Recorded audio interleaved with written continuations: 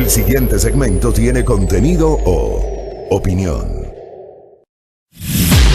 La entrevista en A Primera Hora. Analizamos los hechos del momento junto a sus protagonistas.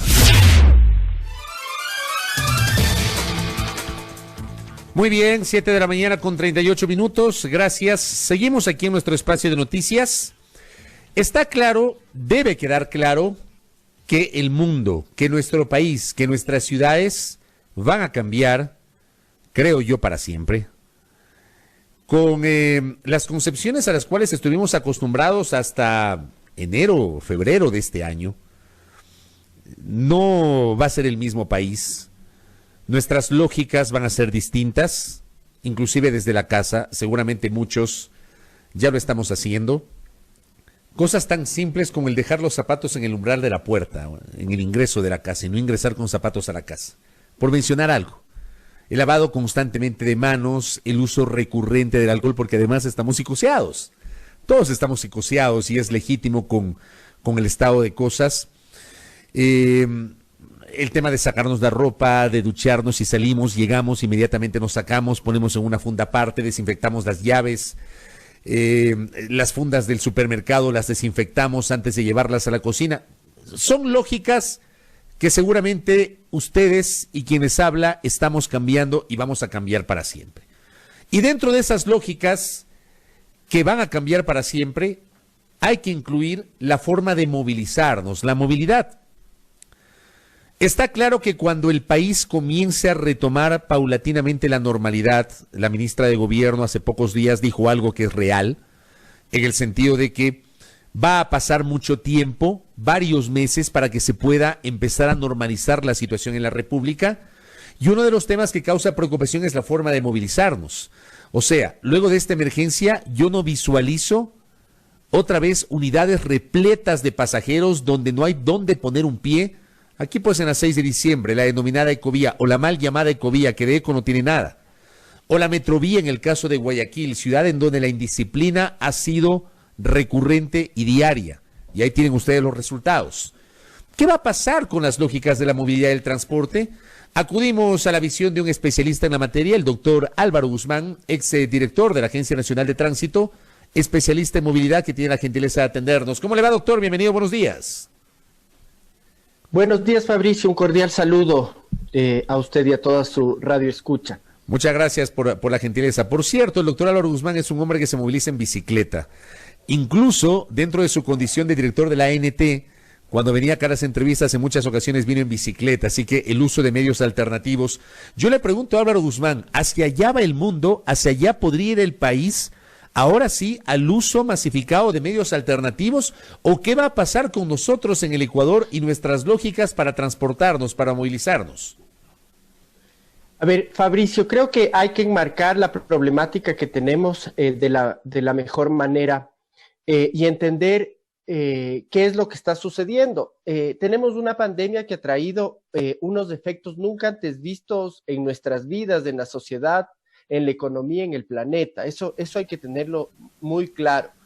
Es un momento sumamente complejo y sumamente duro para nuestras vidas. O sea, leer todos los días, esperar a las 10, 11 de la mañana que nos van a dar la rueda de prensa los ministros para decirnos cuánta gente ha fallecido, cuánta gente se ha contagiado. Realmente son momentos muy complejos para todos nosotros, pero hay que comenzar a tener la capacidad de también ver esto como una oportunidad.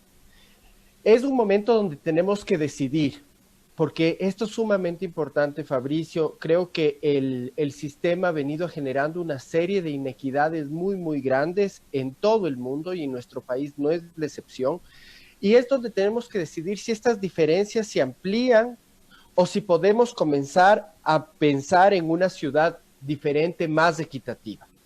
Definitivamente una de las herramientas fundamentales para que esta sociedad sea más justa, más solidaria o, a su vez, para que se amplíen las brechas, es el transporte, ya que el transporte es una herramienta fundamental para el desarrollo de la sociedad y debemos desde ya comenzar a planificar y realizar propuestas para después de la cuarentena, porque se va a terminar la cuarentena, pero el virus va a seguir ahí. El virus no se va a ir por algunos meses. Hoy en la mañana estaba revisando un documento de la Universidad de Harvard que dice que probablemente la distancia social la tengamos que mantener por lo menos durante 2 años adicionales. Hasta el 2002, yo también algo revisé de eso. Estaba en inglés y no es que domino mucho el inglés, pero decía hasta el año 2022 la distancia social. ¿Cómo debemos entender eso? Entonces, claro, esto nos pone a nosotros dentro de la planificación algunos retos. ¿Por qué? Porque la planificación del transporte, no solamente en el Ecuador, sino en el mundo entero, porque no había un sistema de transporte que se salve, era visto como cualquier otra industria. Es decir, ¿cómo llevo la mayor cantidad de gente con los menores recursos posibles? Y eso significaba buses repletos de gente, vagones de metro repletos de gente, las veredas a más no poder, porque se había pensado en, ok, ¿cómo utilizo menos recursos para masificar su uso? Y así estaba todo diseñado. Esa lógica va a tener que cambiar. El transporte no puede ser visto como cualquier otra industria. El transporte tiene que cumplir una serie de medidas importantes que nos ayuden a mantener la distancia social. Y aquí nosotros estamos haciendo 4 propuestas, y cuando hablo de nosotros, somos una serie de profesionales del transporte, todos gente que hemos estudiado estos temas desde hace bastante tiempo. A mí siempre me presentan como director ejecutivo ex director ejecutivo de la agencia, pero antes de ser director ejecutivo de la agencia, yo me he dedicado más de 20 años al tema del transporte, tengo una maestría en doctorado en políticas de transporte. Entonces nos hemos juntado con gente que ha estudiado esto, y esto nos da cierta autoridad para por lo menos poder sugerir qué debería ir pensándose en nuestro país, en nuestras ciudades particularmente. El primer gran paso, y hay que entenderlo, es que solamente aquellos viajes que sean necesarios tienen que hacerse. Solamente aquella gente que realmente necesite salir de la casa por algo emergente, ya sea alimentación, ya sea temas de salud, ya sea para ir a adquirir insumos, tiene que salir, o trabajo, ¿no? Entonces eso es sumamente importante, porque tenemos que minimizar el número de gente que sale a utilizar las diferentes infraestructuras. El primer gran paso es la caminata. El peatón, la caminata es la forma natural de movilizarnos de los seres humanos, y hay que potenciarla, en un ambiente seguro. Hay que hacer un trabajo muy, muy fuerte por recuperar las veredas, porque los espacios sean agradables y seguros. Eso es fundamental. Entonces, al peatón hay que retomarlo y tratarlo a la gente hay que tratarla con calidad. Ese es el primer gran paso. Entonces, todos esos viajes de menos de 1 kilómetro, 1,5 kilómetros, 2 kilómetros, que se los puede hacer caminando fácilmente en 10, 15 minutos, hay que hacerlos caminando. Eso es fundamental. El segundo paso es la bicicleta. Usted ha dicho que yo soy un ciclista empedernido, y muchas veces me piensan que por eso estoy promocionando siempre la bici, pero ahora es el momento de potenciar a la bicicleta para esos viajes que son un poquito más largos, de 5 o 8 kilómetros. En la última encuesta grande que se hizo en Quito, que fue para el estudio del metro en el 2010, y han pasado algunos años de eso, pero creo que es una referencia importante. Más del 50% de los viajes eran de menos de 4 kilómetros, Fabricio. Menos de 4 kilómetros. Yo no estoy diciendo que la bicicleta sea para todo el mundo, ni para todas las distancias, ni para todos los viajes, pero hay una serie de viajes en el Distrito Metropolitano de Quito, en el Valle de Quito, en la parte más plana de Quito, que esos viajes son perfectamente realizables en bicicleta. Y esos viajes hay que potenciarlos, hay que multiplicarlos. Porque si nosotros logramos que mucha gente se quede en la casa, porque solamente salgan aquellos viajes que son indispensables, logramos que la gente que tiene viajes de menos de 2 kilómetros camine, los viajes de entre 5 y 8 kilómetros que son posibles, se los haga en bicicleta, eso logra bajar el volumen de gente que efectivamente tiene que subirse a un transporte público.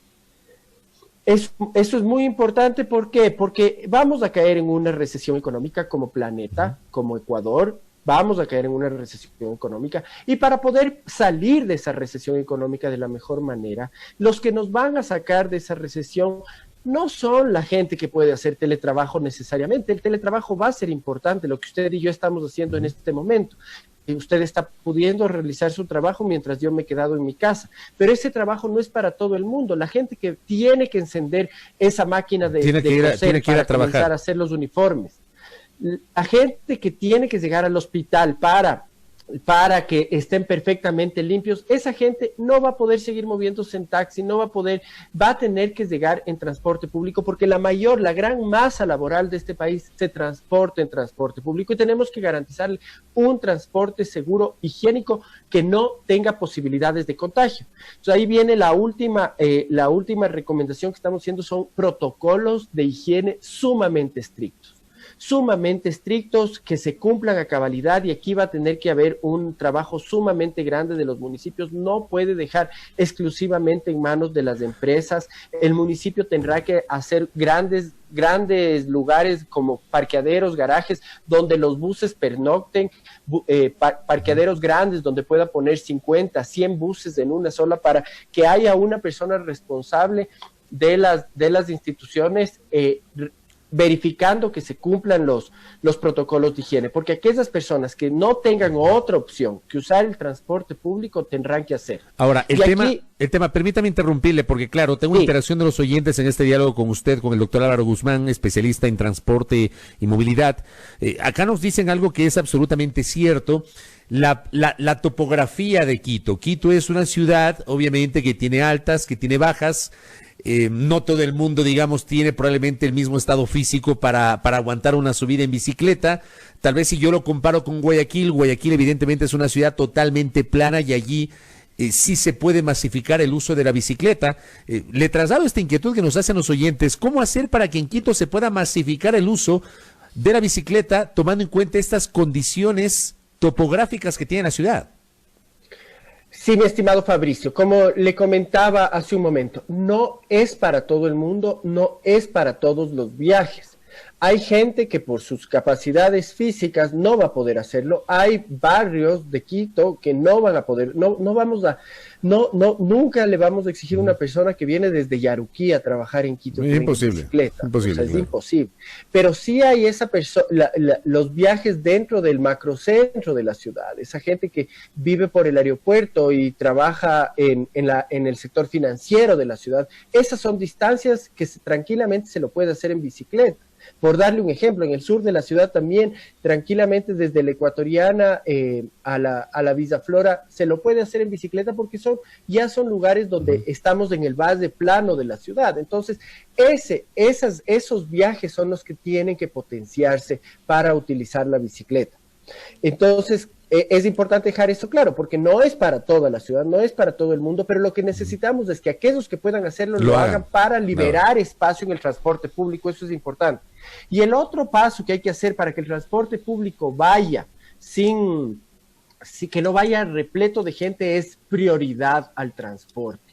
Siempre hemos hablado de prioridad del transporte durante los últimos 30 años, 20 años, desde que se hizo el plan integrado de movilidad en la época de Maguad. Se ha hablado de dar prioridad al transporte, pero más allá de ciertos corredores, en ciertos momentos no se ha generado prioridad. Y van los buses azules repletos de gente, parados en el tráfico, y eso no va a poder permitirse en el futuro. Claro, uno podría pensar, por ejemplo, que a partir de diciembre de 1995, cuando empezó sus operaciones el sistema trolebús, uno hubiese pensado que de allí iba a comenzar un cambio real y radical en la forma de transportarnos, porque digamos, ese fue el esquema a partir del cual se empezó el diseño de corredores longitudinales, que inclusive fue replicado por otras ciudades muy cerquita de aquí, Bogotá, por ejemplo, con el Transmillennium. Aquí mismo en Quito se generaron otros sistemas de corredores longitudinales, la Ecovía, el Corredor Central Norte, los que tenemos en el sur, pero a la larga no terminaron solucionando este tema de las unidades atestadas de pasajeros.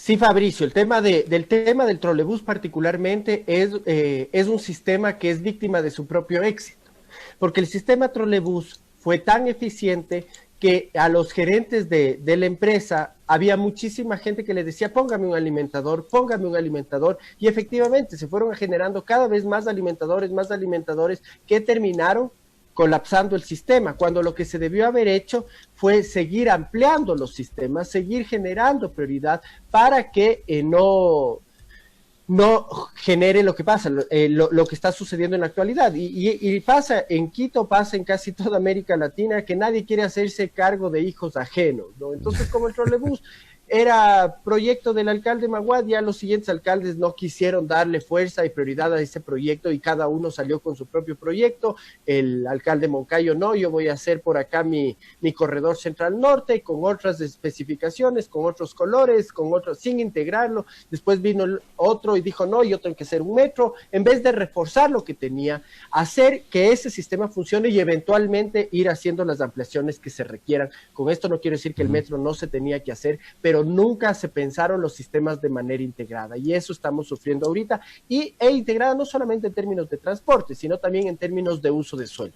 Aquí ha habido un problema histórico de mal uso de suelo, de mal uso de las tierras, incluso temas no necesariamente muy legales y que eso genera también estos inconvenientes que ahora. Pero esa es la realidad que tenemos y tenemos que salir adelante con esta realidad. Entonces es sumamente importante que tomemos estas medidas, demos prioridad al transporte público y quiero insistir en este tema porque las personas que no podemos volver a una ciudad donde los autos sean los que tienen la prioridad, los que tengan más espacio a pesar de que son menos personas transportándose, son los que tengan la prioridad en las inversiones, la prioridad en las intersecciones, la prioridad del trabajo que están haciendo los agentes de tránsito. Todo eso tiene que cambiar y tiene que hacérselo de manera rápida porque vamos a salir de la cuarentena en pocos días, en pocos días más. Y tenemos que estar listos para recibir paulatinamente, porque no va a salir todo el mundo a trabajar de un día al otro, va a ser un proceso paulatino definitivamente y tiene que hacérselo, pero esa gente que se vea obligada a usar transporte público tenemos que garantizarle que el transporte no va a ser un foco de infección. Esto es importantísimo, tiene que haber integración entre todas las unidades de transporte de las ciudades, tiene que hablar la Secretaría de Movilidad con LEMOP, con la Agencia Metropolitana de Tránsito, el sistema metro, cómo va a operar el sistema metro, y eso ya tiene que comenzar a, ya ni siquiera tanto planificarse, sino comenzar a ejecutarse para que efectivamente cuando salgamos de esta encierro, de la cuarentena obligada en la que estamos, pueda la gente salir de una manera en la que pueda caminar de forma segura, pueda utilizar la bicicleta sin ningún riesgo y que el transporte público tenga prioridad y bajo parámetros de higiene sumamente estrictos. Correcto. Estamos en la recta final de este diálogo. Me quedan 3 minutos para un par de inquietudes adicionales con Álvaro Guzmán, que nos acompaña esta mañana. Hay algunos oyentes que dicen, ¿qué opinaría usted de la posibilidad de que se masifique la comercialización de bicicletas eléctricas? ¿Cómo le ve usted? Tiene que darse un impulso sumamente grande a las bici eléctricas porque lo más importante de la bici eléctrica es que nos ayuda a hacer viajes más largos. Entonces ya normalmente la bici tiene unos límites de entre 5 o 8 kilómetros de distancia y eso es lo recomendable en lo que recomiendan la teoría, digamos. Pero ya con bicicletas eléctricas tranquilamente podríamos hacer viajes de 15, 20 kilómetros, incluso en aquellos barrios donde ya las pendientes son más altas, la bici eléctrica nos puede dar ese impulso. Y no solamente las bicis eléctricas, ahorita hay que comenzar sino ya comenzar a ejecutar temas de micromovilidad, los famosos scooters, pero no los scooters sobre la vereda como venían utilizándose ahorita, porque no en la calle. Probablemente vamos a tener que ganar las zonas azules, eliminar zonas azules y convertir las zonas azules en parqueaderos. Esos todos... sacar las zonas azules, eliminar los parqueaderos y convertirlos en ciclovías o espacios, tanto para peatones como para espacios de micromovilidad. Eso hay que hacerlo, porque las veredas no están diseñadas ahorita para poder respetar la distancia de 2 metros con las otras personas. El problema es que en los últimos años se olvidaron de esos corredores exclusivos para las bicicletas, se olvidaron de eso. Me piden también que le pregunte rápidamente la respuesta, le pido a Álvaro Guzmán, ¿qué le parecería a usted que los gobiernos locales inviertan en la compra de bicicletas y que las entreguen a los ciudadanos para que los ciudadanos, digamos, no que les regalen, sino que los ciudadanos puedan tener acceso y las puedan pagar en cuotas, más o menos, me dice la oyente, algo parecido a lo que en su momento fue el programa de cocinas de inducción. Digamos, la idea es empezar a cambiar las lógicas y motivar a la gente. ¿Cómo le ve usted esta idea que me plantean?